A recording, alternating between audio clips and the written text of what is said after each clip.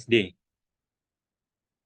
Artinya, mereka belum memiliki kemampuan fondasi ini. Jadi kita masih perlu bangun itu di kelas 1 dan 2.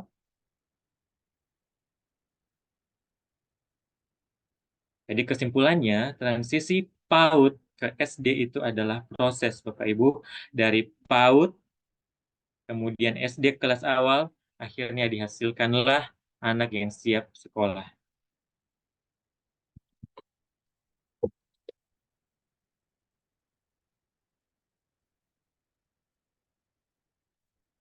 Oke, Bapak Ibu, mari kita amati gambar di sini. Yang pertama, ada Ananda A. Saat masuk kelas 1 SD tidak melalui PAUD, tapi ini tangganya, capaiannya. Ananda B saat masuk kelas 1 SD tidak melalui PAUD. Ananda C saat masuk SD sudah melalui PAUD dan segini eh, capaiannya. Kemudian Ananda D sudah melalui PAUD dan segini capaiannya. Bapak Ibu,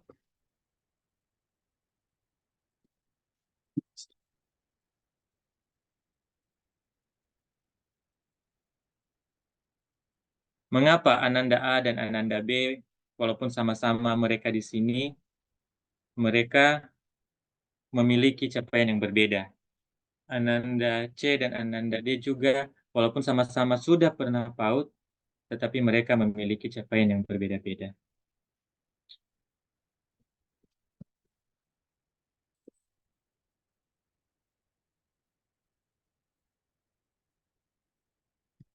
Oke, Bapak Ibu, langsung saja ya Bapak Ibu, laju perkembangan anak berbeda-beda itu yang membuat mereka berbeda seperti ini. Dari perhatian orang tua, pemenuhan gizinya juga di rumah berbeda-beda.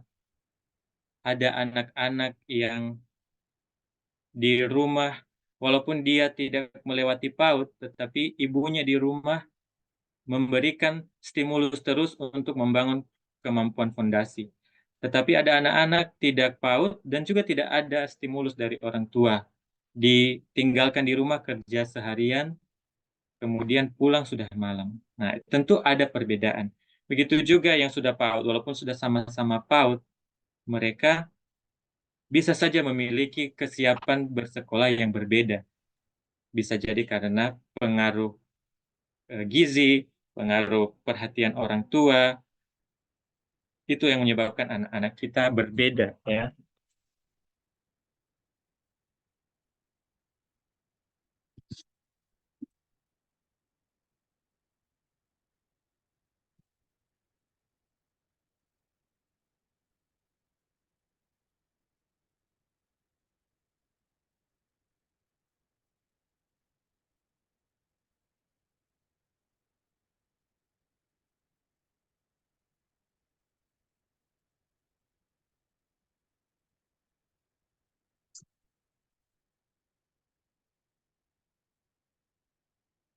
Oke, Bapak Ibu, ini adalah aspek kemampuan fondasi yang tadi saya sudah sampaikan dan bisa kita skip.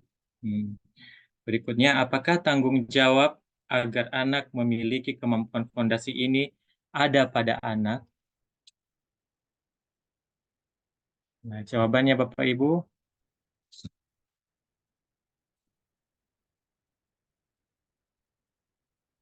tidak. Tanggung jawab agar anak ini memiliki kemampuan fondasi ada pada dua pihak. Yang penting adalah orang tua dan sekolah.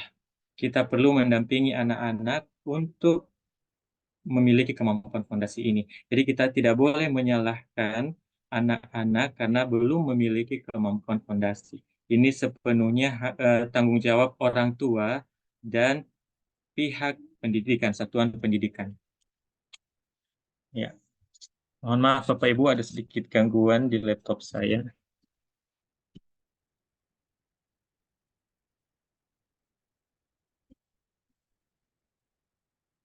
Oke. Apa yang perlu kita lakukan? Nah, ini yang Bapak Ibu perlu lakukan. Kita berkoordinasi.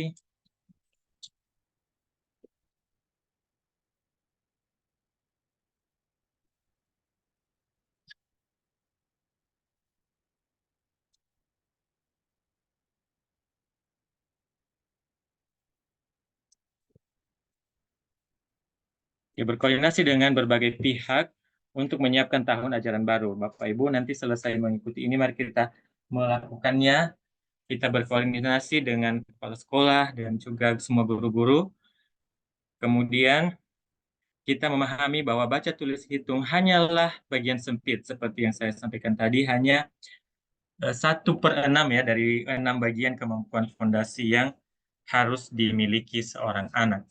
Kemudian berikutnya, tidak melabel anak. Nah, ini yang penting Bapak Ibu, jangan kita melabel anak-anak kita dengan mengatakan anak ini anak yang sudah siap, anak ini anak yang belum siap. Tetapi sebaiknya tujuan kita itu adalah untuk pembinaan. Bagaimana kemampuan fondasi yang belum terbangun di dalam diri si A, kita bantu dia untuk bisa dia memilikinya. Begitu juga untuk anak si B, ya. Karena anak-anak kita, kembali lagi, anak-anak kita itu punya latar belakang yang berbeda-beda. Ada anak saya di kelas, dia dari segi perhatian orang tua kurang. Papanya memiliki kepribadian yang agak gangguan mental, ibunya juga sudah tua, sehingga perhatian terhadap anak sangat susah ya, sangat kurang, sehingga ini juga menghambat perkembangan kemampuan fondasi mereka. Nah, tugas kita adalah bagaimana kita membina mereka supaya mereka siap bersekolah, memiliki kesiapan bersekolah itu. Tidak melebel ini anak bodoh, ini anak pintar, itu tidak, Bapak Ibu, ini anak sudah siap, ini anak belum siap. Jangan kita katakan kata-kata yang seperti itu. Kemudian selanjutnya,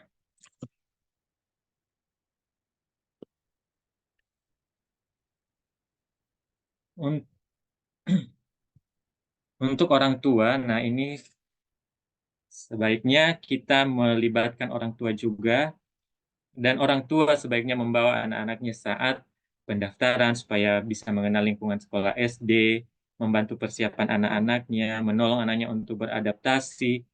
Kemudian intinya orang tua juga harus benar-benar membimbing anaknya, memperlengkapi anaknya sehingga anaknya tidak perlu penyesuaian yang terlalu besar nanti ketika belajar di SD. Nah, kemudian Bapak Ibu, kita masuk ke bagian yang terakhir dari bagian saya.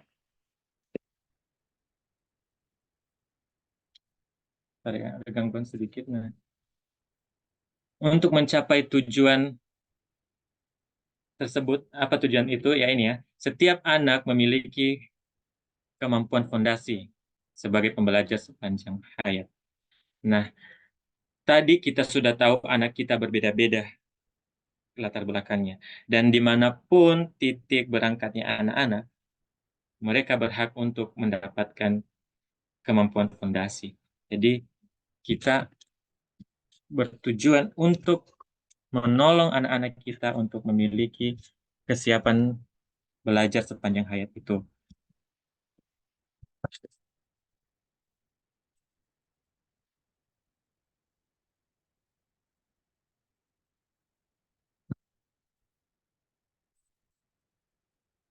Oke, nah, ada beberapa yang dilakukan di sini, yaitu ada 3, kebijakan tentang struktur pembelajaran, penambahan alat bantu, dan penguatan ekosistem belajar.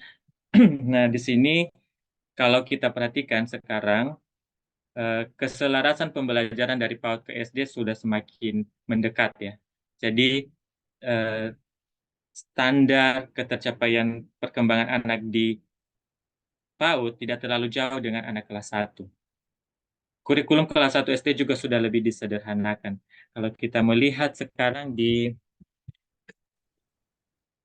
Bapak Ibu, di buku kurikulum Merdeka, buku kelas 1-nya itu lebih banyak gambar visual seperti ini, sehingga tidak menyeratkan anak harus sudah bisa baca tulis hitung sebelum masuk SD.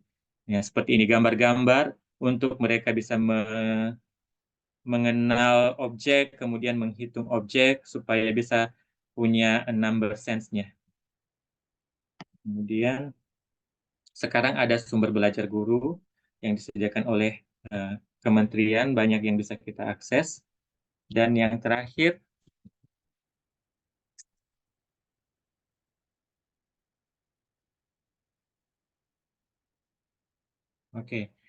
penguatan keselarasan pembelajaran PAUD SD. Jadi ada kebijakan dikeluarkan pemerintah tentang PPDB itu sudah tidak ada calistung, tes calistung.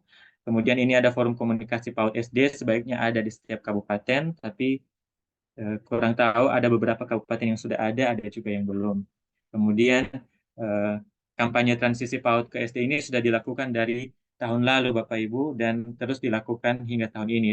Kami dulu mengikuti yang Imtek transisi PAUD ke SD tahap 2 tahun 2023.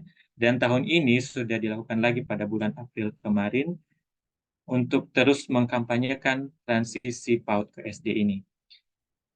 Nah, nanti akan diteruskan oleh Bapak Denar Simatupang. Beliau juga baru mengikuti transisi PAUD ke SD updatean April yang lalu. Jadi itu bisa melengkapi pemahaman Bapak Ibu. Terima kasih Bapak Ibu, mohon maaf atas gangguan di akhir-akhir. Terima kasih. Kembali kepada Pamel. Ya, baik Pak Andreas, terima kasih atas pemaparan materinya yang sangat luar biasa pada malam hari ini kepada kita-kita. Menurut saya fungsinya, maknanya bukan hanya untuk guru SD, tetapi untuk kita juga sebagai orang tua dalam memahami kebutuhan anak. Jadi Bapak Ibu, sebelum kita masuk ke tanya jawab, maaf, seribu maaf kami sampaikan kepada Bapak Ibu peserta, karena salah satu narasumber kita berhalangan hadir. Mungkin karena ada sesuatu yang mendesak, ya jujur saja Bapak Ibu mengarah ke arah yang duka, gitulah. Nah, jadi mungkin besok akan kita lanjutkan untuk kegiatan materi yang kedua, seharusnya yang langsung dilanjutkan setelah Pak Andreas tadi. Ada mungkin besok berbarengan dengan pemanfaatan Canva dan AutoCAD. Ya, mungkin itu saja Bapak Ibu, dan kami minta kepada Pak Yupan Waruhu sembari kita melakukan sesi tanya jawab juga mengirimkan link presensi di chat grup kita. Cek Pak Yupan. Assalamualaikum Pak Yupan. Iya, waalaikumsalam. Oke Pak, mohon dikirimkan link presensi nanti Pak ya. Ya baik Bapak Ibu, Baik, baik. kita buka sesi tanya jawab. Silakan sesuai dengan kesepakatan kita tadi di awal, yang mau raise hand dan memberi pendapat silakan. Mohon maaf, yang mau memberikan pendapat dan mau bertanya silakan raise hand terlebih dahulu.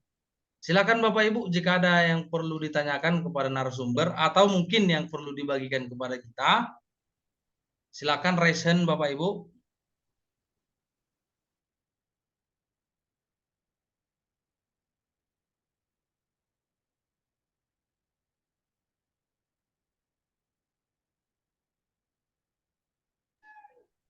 Kayaknya belum ada yang raise ini Pak narasumber ini. Kayaknya kayak udah jelas semua ini yang ada mau ditanya boleh? Halo. Oh Pak Sehati Pak ya. Ya, kami tadi kami melihat tadi dan mendengar tentang kelas 1 itu transisinya dari PAUD tidak harus dipaksakan untuk membaca. Tentu syarat lain adalah diperlihatkan dengan objek-objek. Nah, tentu juga harapan kita setelah melihat objek tersebut, ya pasti di antara mereka ada yang memahami dan mengenal dan bisa merangkai kata dengan melihat objek. Tapi ada pula di antara mereka di mana melihat objek bisa, tapi merangkaikan kata tentang objek tersebut sudah pasti ada beberapa yang kurang. Nah, bagaimana langkah-langkah yang perlu kita lakukan terhadap anak yang terjadi, yang mengalami kejadian tersebut? Bagaimana bisa dipahami? Oke Pak, sudah ditangkap Pak. Ya. Bagaimana Baik, Pak terima narasumber? kasih. Apakah bisa ditangkap Pak? Ya baik Pak, bisa. Oke. Ada lagi Bapak Ibu, kalau bisa kita kumpulkan aja, biasanya 3 orang untuk sesi satu ini. Ada lagi Bapak Ibu yang perlu ditanya? Selamat malam, Pak. Oh iya, Ibu Anita. Ya, saya mau menanyakan, Pak.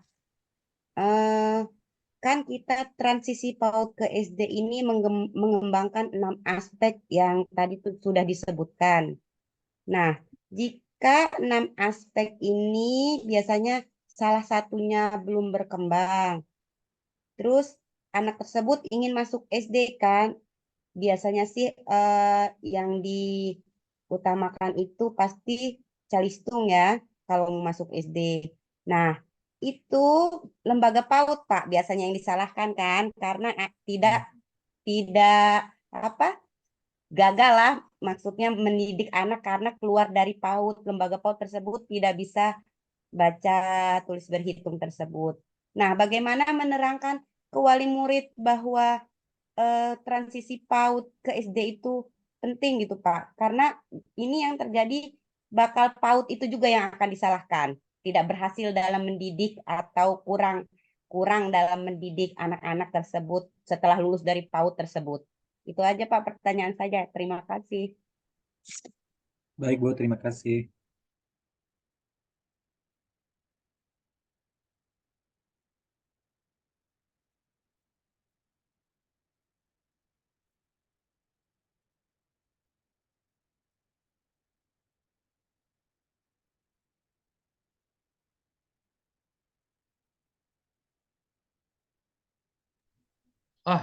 Baik Bu Anita, terima kasih. Bagaimana Pak Andreas? Apakah kita lanjutkan ke pertanyaan ketiga atau 2 aja dulu Pak? Udah nggak ada lagi yang raise hand ya Pak ya? Sejauh ini belum ada yang raise hand, tapi mungkin masih ada yang mau bertanya ini. Oke, baik Pak. Kita jawab dulu lah ya, Oke, sambil siap. menunggu pertanyaan lain. Oke, kita mulai dari pertanyaan Bapak Sehati Mendelva, Bapak S. Mendelva. Terima kasih Pak pertanyaannya. Nah, bagaimana cara kita untuk membantu anak-anak yang untuk mengenal objek dia bisa, untuk mengenal benda dia bisa, tetapi bagaimana ketika dia belum bisa mengenal bunyi huruf itu.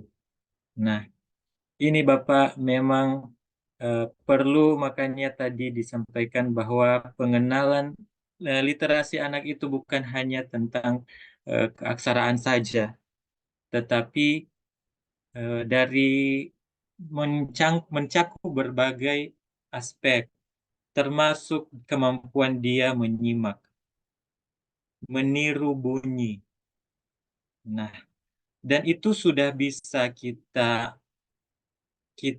terapkan, kita perkenalkan anak-anak kita sebenarnya dari mereka bayi ketika kita ajarkan mereka menyanyi, ya, ketika mereka menyanyi, kita mendongeng sebelum tidur, itu tanpa kita sengaja, kita sudah mengajar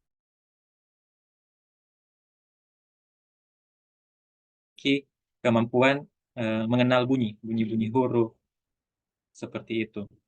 Makanya Bapak Ibu, mungkin bukan guru SD, atau mungkin bukan guru kelas awal, tapi kelas tinggi, tapi punya anak kecil. Nah, bagus sekali dari kecil kita sudah biasakan anak-anak berinteraksi dengan cerita, kita bercerita, kita mengajak mereka menyanyi, ya, dengan menyanyi mereka bisa mengingat bunyi. Nah, itu sudah kita bangun pelan-pelan fondasi untuk kemampuan literasi mereka nanti di SD. Itu dulu untuk kita yang Bapak Ibu yang hadir malam ini. Sehingga kita bisa ketika nanti anak kita sudah di fase fondasi ini, mereka lebih mudah untuk mengasosiasikan bunyi-bunyi yang mereka sudah dengar dengan huruf yang mereka lihat. Nah, bagaimana kalau sudah terlanjur, sudah seperti Bapak Mendelva tadi sampaikan, ini udah kelas 1 atau kelas 2, tetapi masih belum memiliki kemampuan untuk menghubungkan antara objek itu dengan bunyinya. Ya, saya punya pengalaman. Saya lakukan adalah saya em, memang mulai dari objeknya dulu, misalnya apel. Nah, apelnya kalau boleh dipegang langsung, jadi anaknya bisa lihat secara langsung.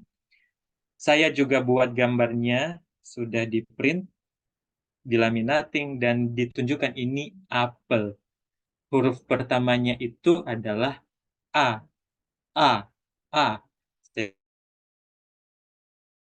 Kita ajarkan bunyi huruf satu-satu huruf, tapi nah ini memang butuh kesabaran kita juga Bapak Ibu. Dengan kita mengenali keadaan anak kita yang seperti itu, kita harus lebih sabar. Jadi mungkin hari ini fokusnya hanya huruf A saja. Ya. Kemudian besok kita bawa bola, misalnya bola, kita buat gambar bola. Ini benda apa? Bola. Huruf pertama bola adalah B. Bunyinya B, B, B. Nah, anak itu kita ajari dari sesuatu yang konkret, yang real di dalam hidupnya, kemudian kita bawa dia untuk mengenal bunyi. Nah, baru nanti kita bisa ajari mereka seperti ini ya. Kalau sudah misalnya mereka bisa bunyinya sudah bisa, tapi jangan terlalu banyak sekali Bapak Ibu ya. Yang bisa dengan kata-kata yang sederhana saja, dua suku kata terbuka. Misalnya eh, bola ya, bola. Jadi kita ajarin aja mereka dulu bunyinya B, O, E, A. Ya. Jadi begini, B, O, E, A, bola. Nah, seperti itu. Jadi kita ajarin mereka bunyinya, kemudian tepukan untuk membantu kita ajari mereka suku katanya. Seperti itu. Itu yang saya lakukan di kelas satu di kelas saya. Misalnya meja ya. E, je, meja. Nah, mungkin Bapak Ibu di tempat Bapak Ibu masing-masing bisa dicoba. Jadi anak-anak bisa bergerak juga ya. Jadi sesuatu jangan caranya itu hanya berupa drilling-drilling saja. Nah, itu akan membuat anak-anak kita tidak menikmati prosesnya. Jadi buatlah semenyenangkan mungkin Bapak Ibu. Itulah pentingnya transisi PAUD ke SD. Seperti senangnya mereka di PAUD, begitu juga kita buat di SD. Mereka senang dengan aktivitas yang kita lakukan. Nah, seperti itu. Dan eh, saya nanti bisa share kepada Bapak Ibu eh, sebuah video. Coba Bapak Ibu lihat ya. Saya coba tunjukkan.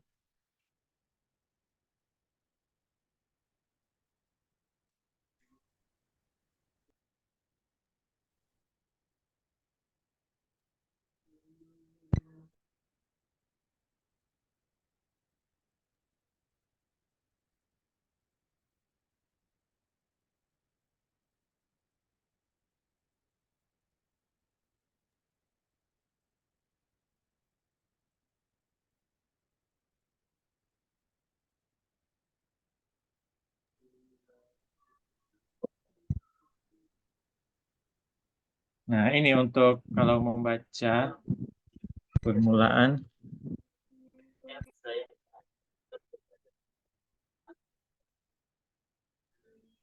Nanti buku-buku supaya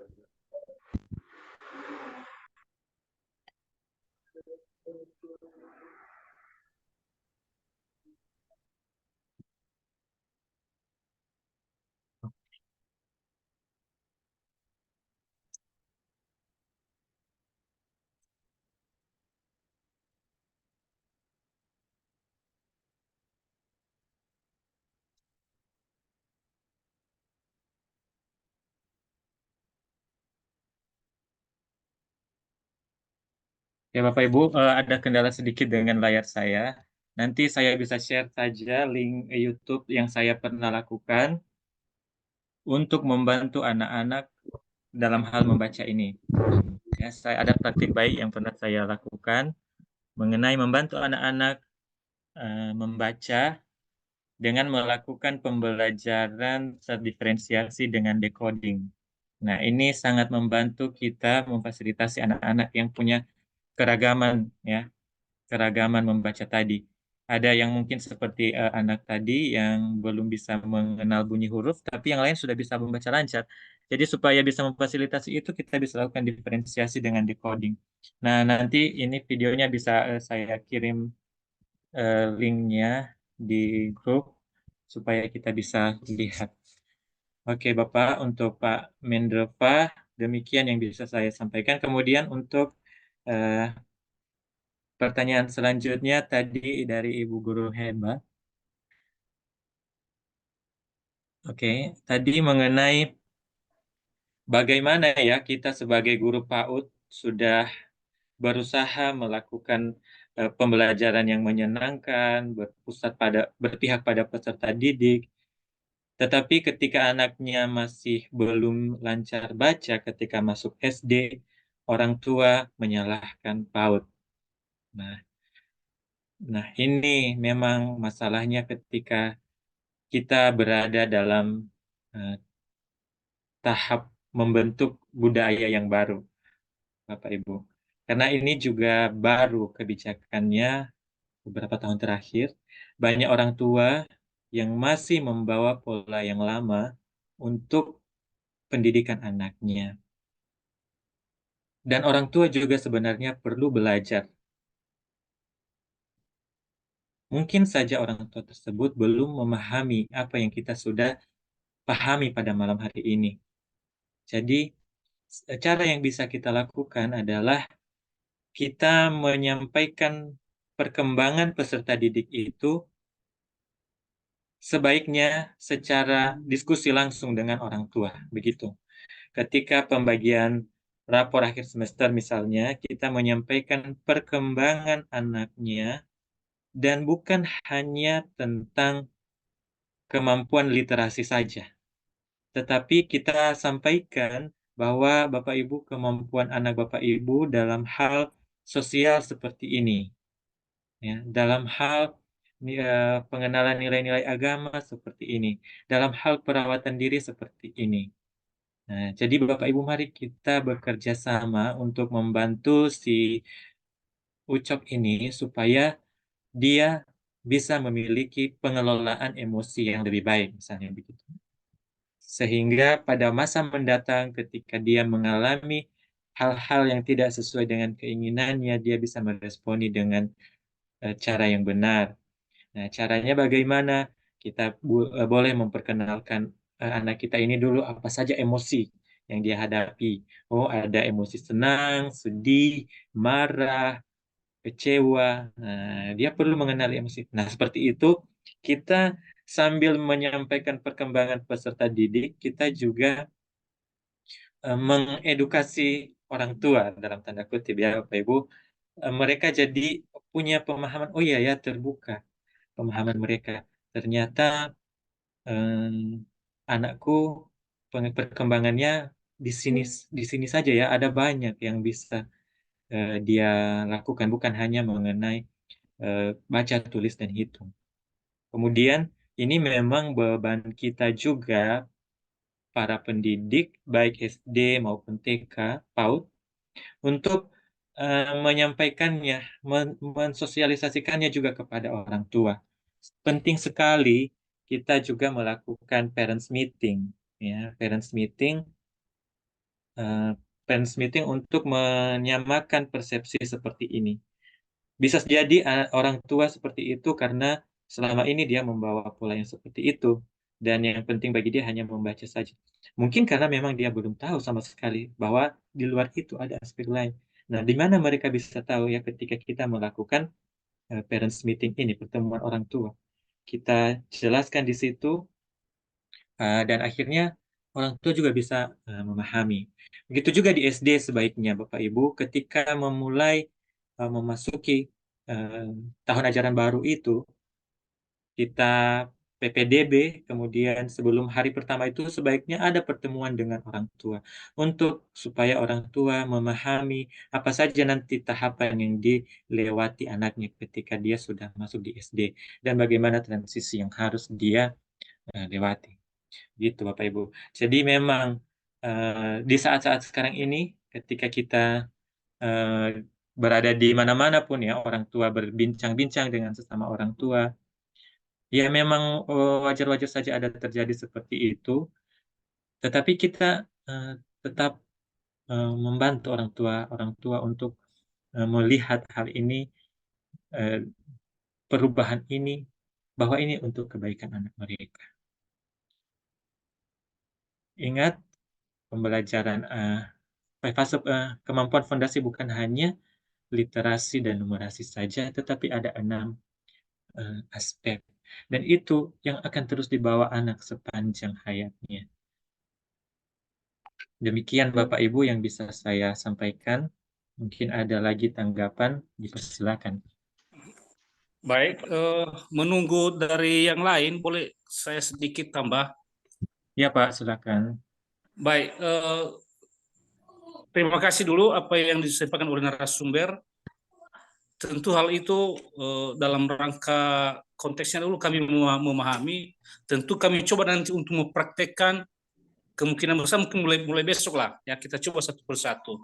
Namun satu hal yang perlu kita inginkan adalah bagaimana si anak bisa memahami semaksimal mungkin apa yang kita sampaikan.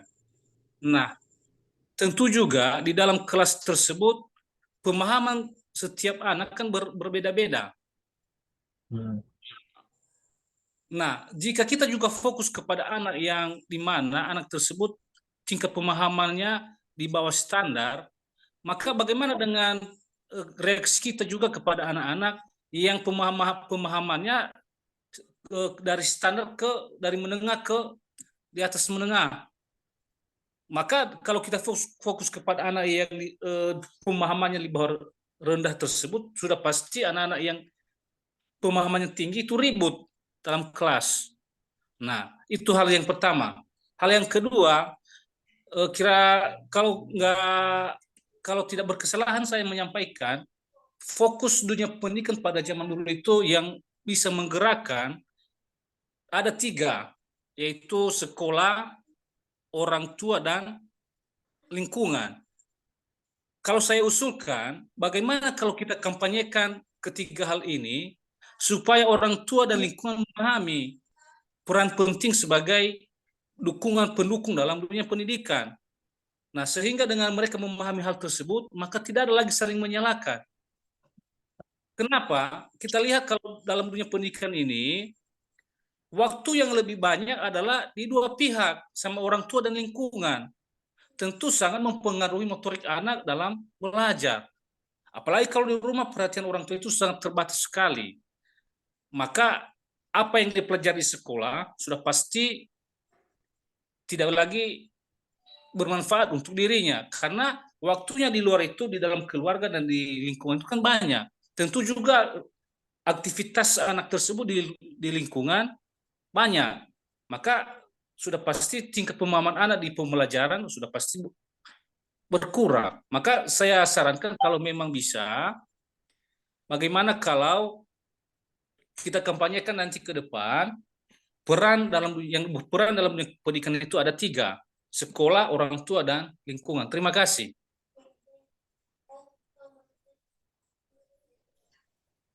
Ya, baik Pak Sehati.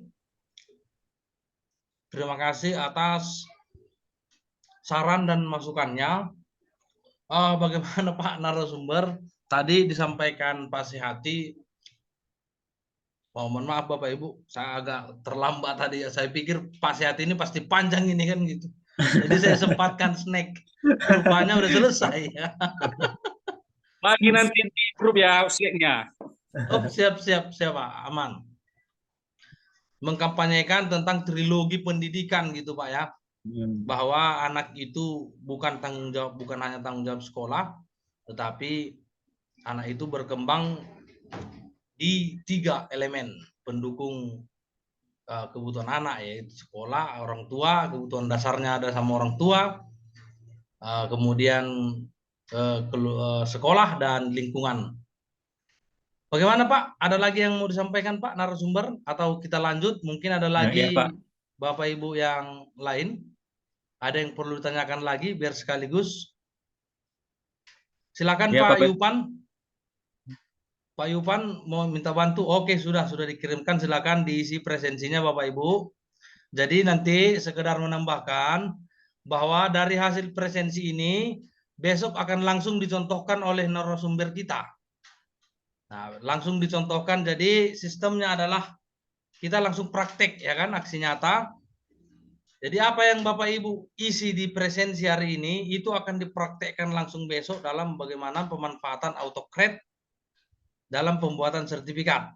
Jadi ini juga sangat bermanfaat sebenarnya kepada kombel-kombel yang belum aktif, supaya mungkin harapan kami besok kita dapat bersama-sama bersama narasumber hebat kita mengenai pemanfaatan sertifikat ini, pemanfaatan Canva dan AutoCAD dalam pembuatan sertifikat.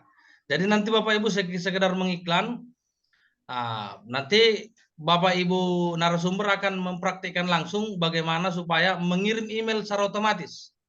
Misalnya Bapak Ibu buat kegiatan secara Zoom seperti kita ini, nanti email sertifikatnya akan langsung masuk ke email gitu. Itulah sedikit mengenai kegiatan besok. Oke, untuk acara penutup karena nggak ada lagi pertanyaan, mungkin ada yang perlu disampaikan Pak. Closing statement Pak narasumber. Baik Pak, terima kasih Pak. Meresponi sedikit tadi yang dibilang Pak Mendelva. Benar sekali Pak, dan itu bukan hanya di zaman dulu ya kebenarannya, tapi itu berlaku sampai sekarang. Ya bahkan di kurikulum Merdeka yang kita jalankan sekarang itu pun tetap berlaku.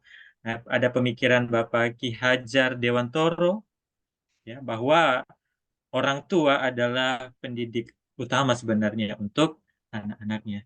Dan kalau bisa ini diwujud nyatakan di sekolah kita, alangkah lebih baik Bapak kita lakukan pertemuan orang tua supaya ingat bahwa sebenarnya mereka lah yang utama untuk pendidikan anak dan guru adalah mitra orang tua di dalam mendidik anaknya. Baik Bapak Ibu, kita sudah sampai di penghujung acara kita malam ini. Penguatan transisi PAUD ke SD ini bukan hal yang mudah dan merupakan hal yang baru. Dan kita perlu satu keberanian untuk mengambil langkah awal untuk perubahan. Ada sebuah kalimat mengatakan 1000 langkah besar dimulai dari 1 langkah kecil. Mari Bapak Ibu, untuk tahun ajaran baru 2024-2025, harus ada yang berbeda dari praktik kita di sekolah, khususnya di TK dan SD. 3 hari pertama kita gunakan untuk melakukan MPLS, anak-anak mengenali lingkungan sekolah, dan hari keempat sampai hari terakhir dalam minggu kedua, kita gunakan untuk asesmen awal.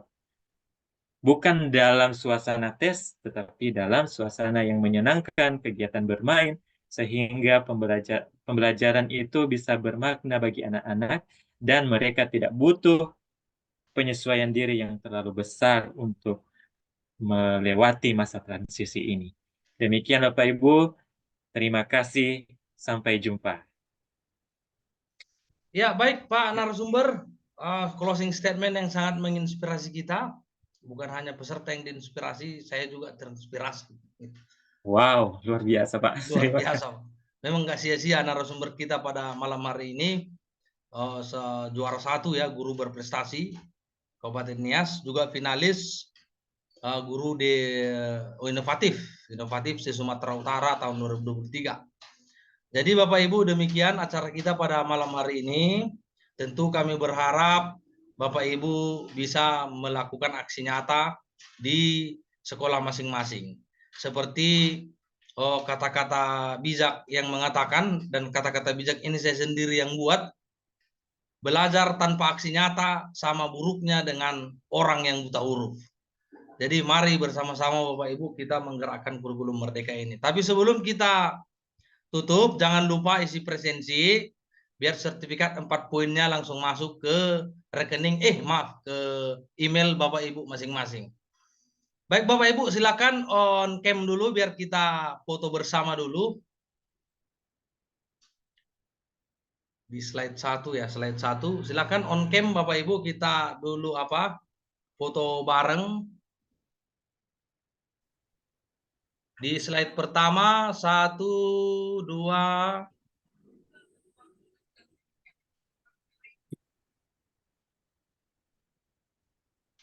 3. Oke. Masuk ke slide kedua. Masuk slide kedua, silakan Bapak Ibu on cam, on kameranya, hidupkan kameranya masing-masing. 1 2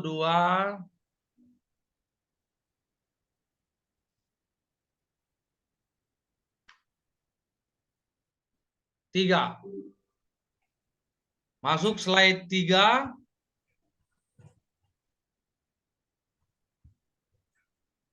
1 2 3. Dan slide terakhir 1 2 3. Oke, langsung nanti kita kirimkan di grup WhatsApp IG Kabupaten Nias. Baik Bapak Ibu, demikian pada malam hari ini kegiatan kita yaitu webinar transisi PAUD ke SD. Dan jangan lupa besok kita akan lanjutkan dengan kegiatan berikutnya yaitu pemanfaatan Canva dan AutoCAD untuk pembuatan sertifikat. Saya kurang pintar kalau berpantun Bapak Ibu karena saya orang Batak. Jadi ya hanya berkata-kata yang saya bisa. Kalau berpantun saya kurang. Jadi mungkin tidak ada pantun untuk malam hari ini. Besok saya usahakan ada. Saya karang-karang dulu dan saya minta inspirasi dari teman-teman. Oke, terima kasih kami ucapkan kepada Bapak Ibu guru hebat semua. Semoga kita semua selamat dan bahagia. Akhir kata kami ucapkan terima kasih Yahubu. Assalamualaikum warahmatullahi wabarakatuh. Shalom, Om Swastiastu, Namo Buddhaya, salam kebajikan. Waalaikumsalam warahmatullahi wabarakatuh. Assalamualaikum warahmatullahi wabarakatuh. Yahoo. Jangan lupa isi presensi Bapak Ibu ya. Untuk Siap, Pak sertifikat Sekretaris. 4 poin. Besok Siap, Pak langsung Sekretaris. dikirim ke email Bapak Ibu. Amin. Iya.